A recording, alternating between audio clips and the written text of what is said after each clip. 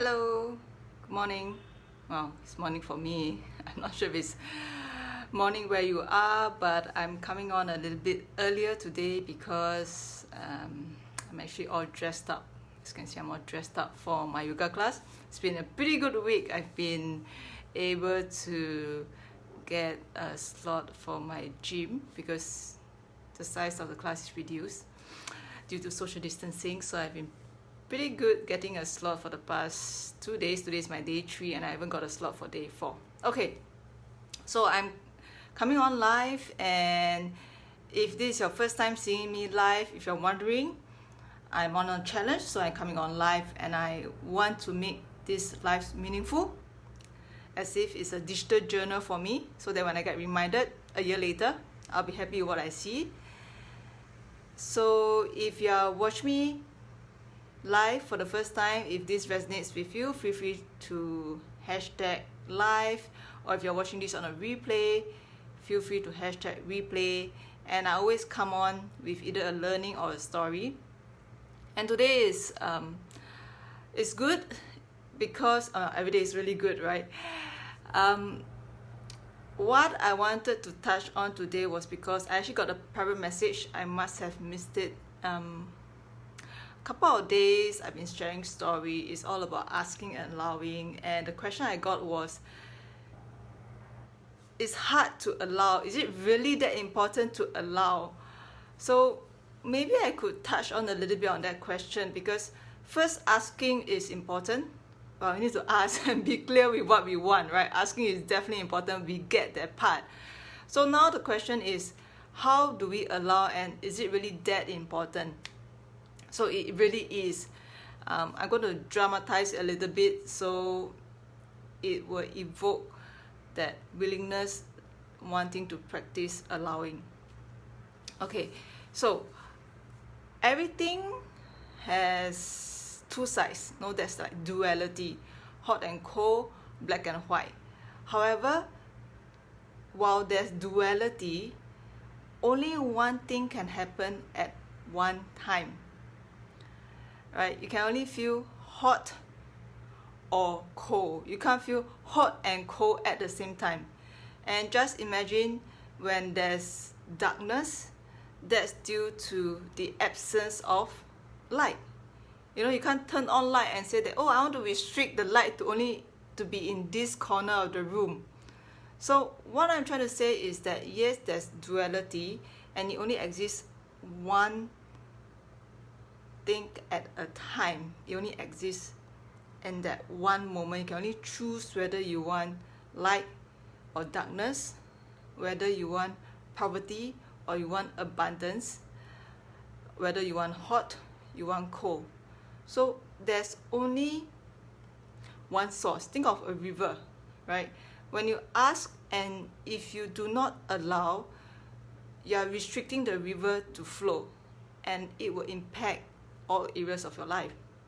So once we understand why it's important to allow, because there's only one source. Just think of one source of energy, one source like a river giving you the source of water flowing into you. There's plenty of abundance.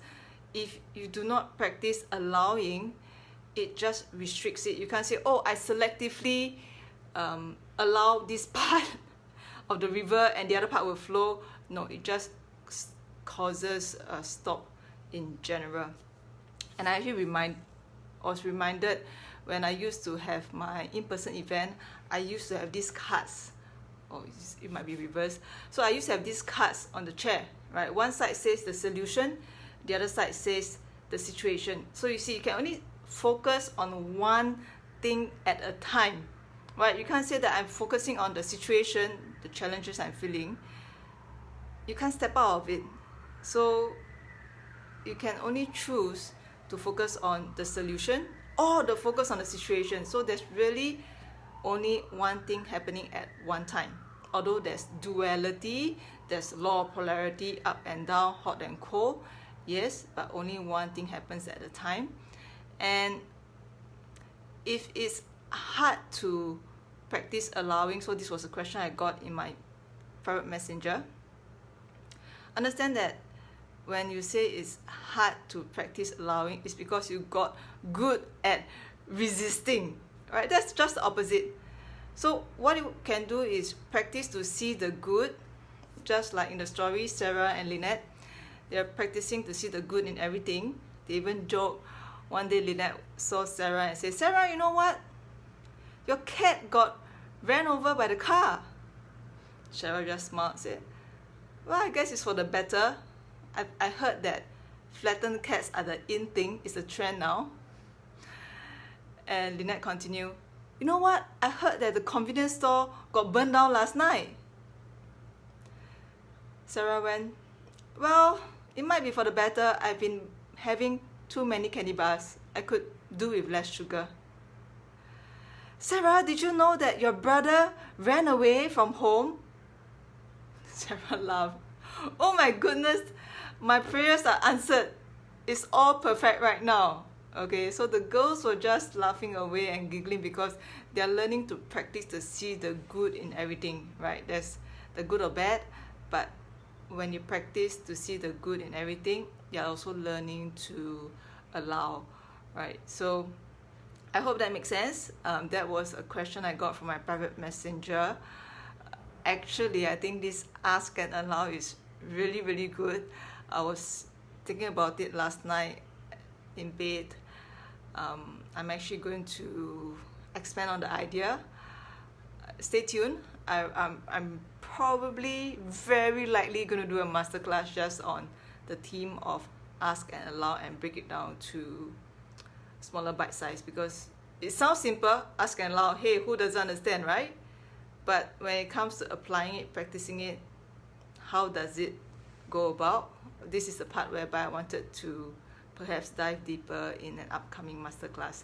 Okay, so that's it for today. I'm going to jump off right now. I'm going to head for my yoga class, and I hope you have the rest of the day intentionally seeing the good in everything that's happening for the rest of the day for you. And if this resonates with you, do hashtag live, you're watching this live, or hashtag replay when you're watching this on replay. If you know of anyone who might resonate with this, whom you feel that could benefit from this learning of ask and allow, feel free to tag a friend, share on your timeline, and I look forward to seeing you tomorrow live as well. Okay, take care, bye bye.